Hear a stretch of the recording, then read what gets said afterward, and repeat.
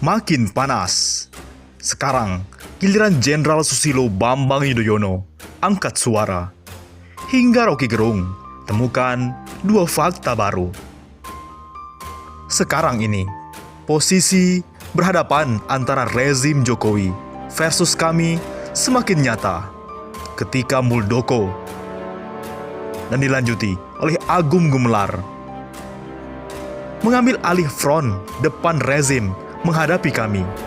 Padahal sebelumnya Mahfud MD, Menko Polhukam Jokowi, di LCTV1 mengatakan menghormati aktivitas kami.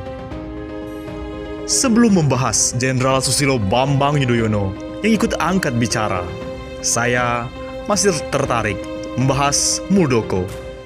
Semestinya Jenderal Muldoko berterima kasih atau bergabung dengan kami, bukan malah main ancam-ancaman.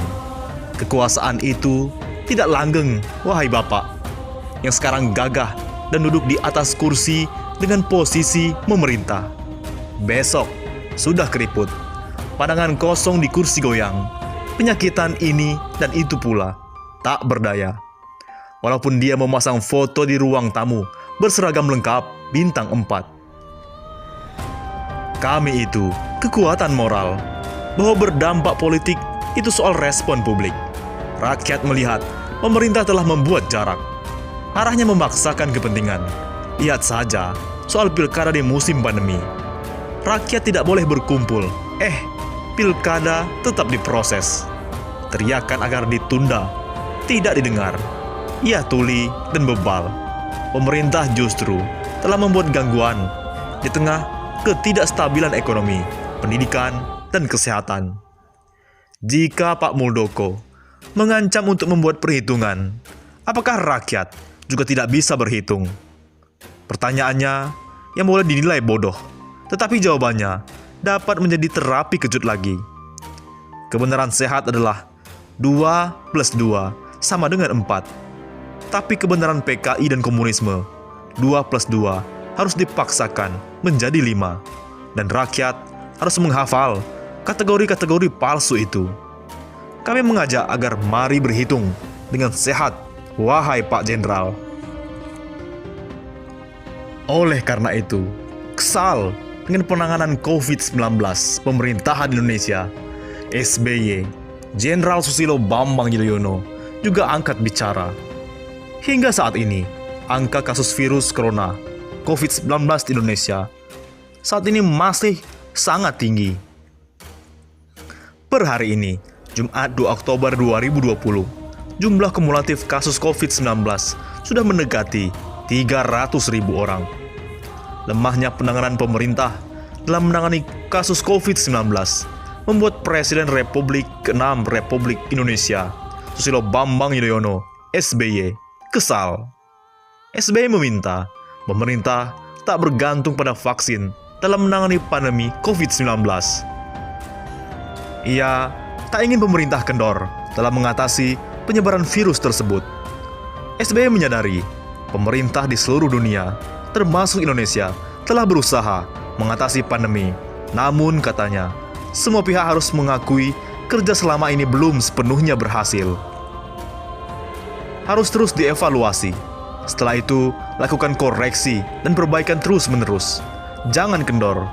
Jangan hanya menunggu dewa penolong yang disebut vaksin, kata SBY dalam podcast di akun Facebook Susilo Bambang Yudhoyono, Jumat 2 Oktober 2020. SBY mempertanyakan, apakah saat vaksin ditemukan, seluruh orang bisa terselamatkan? Ia juga bertanya, apakah dunia bisa adil agar rakyat miskin sekalipun bisa mendapatkan vaksin COVID-19? Mantan Ketua Umum Partai Demokrat itu mengingatkan jutaan orang yang meninggal dunia terpapar COVID-19 bukan statistik semata. Menurutnya, pemerintah di seluruh dunia perlu bekerja lebih keras lagi dari sekedar menunggu vaksin.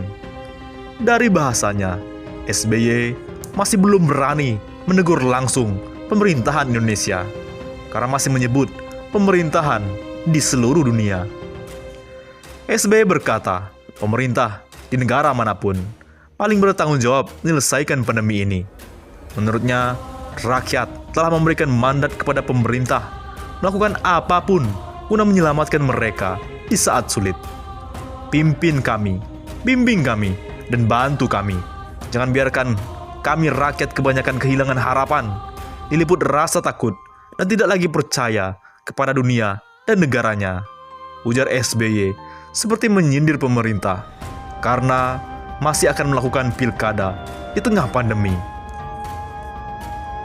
Oleh karena itu, Rocky Gerung menemukan dua fakta baru.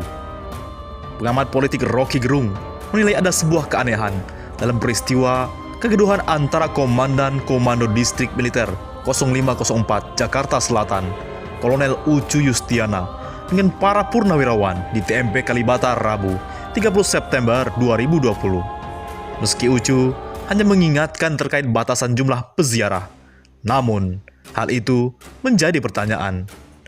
Sebenarnya tugas itu bisa dilakukan oleh aparat kepolisian. Seharusnya itu polisi, karena itu tugas dari penerbitan dan segala macam. Jadi agak aneh, mengapa Komandan Kodim yang langsung ke situ? Maka analisis saya, dia diperintahkan langsung untuk dia yang turun. Kan dia juga punya diskresi untuk mengatakan, saya tahu itu wilayah saya, karena itu saya akan koordinasi dengan polisi, dan saya minta Pak Polisi yang ada di situ. Begitu, kata Rocky dalam videonya. Perintah itu, kata Rocky, menimbulkan kekagokan dari Dandim karena harus menghadapi seniornya. Sebab di dalam benak seorang prajurit selalu ada penghormatan terhadap mantan atasannya, dan itu melekat seumur hidup. Apalagi kalau Komandan Kodim satu komunitas, misalnya Kopassus atau Kostrad baretnya sama. Jadi beliau sebetulnya, kalau saya analisis, cuma dua antara menegakkan perintah dan berupaya untuk memberi hormat kepada para purnawirawan, ujarnya. Rocky yakin pasti Dandim setelah melakukan tugasnya akan memberikan penjelasan kepada para purnawirawan. Coba bayangkan, waktu beliau pulang, pasti beliau mau menerangkan itu kepada para purnawirawan, karena dianggap kurang etis lah. Ada bawahan, ini kan bintang 4 semua, kata Rocky. Rocky juga meyakini para purnawirawan memaklumi apa yang dilakukan Dandim. Terlihat dari bahasa tubuh para purnawirawan yang sopan. Bahasa mereka sangat sopan, tidak memperlihatkan bahwa pernah menjabat ini itu. Mereka selalu minta izin sebentar lagi ya. Jadi sopan santun di dalam keperwiraan itu tetap terlihat di dalam makam para pahlawan, ujarnya. Fakta kedua, masa penemu Gatot Nurmantio di Surabaya ternyata dibayar. Begini pengakuannya. Dalam channel video yang diberi judul Terbongkar, pengakuan pengunjuk rasa bayaran acara kami di Surabaya, itu R. Subene mewawancarai seorang ustadz di Surabaya asal Ambon bernama M. Syarif Tausikal. M. Syarif ini merupakan Sekretaris Jenderal Ikatan Pemuda Pelajar dan Mahasiswa Pelau IPPMAP di Surabaya. Si mahasiswa menerangkan, waktu lagi ngumpul, didatangi orang ditawari ikut aksi demonstrasi. Kedua mahasiswa ini tidak tahu siapa yang ngajak.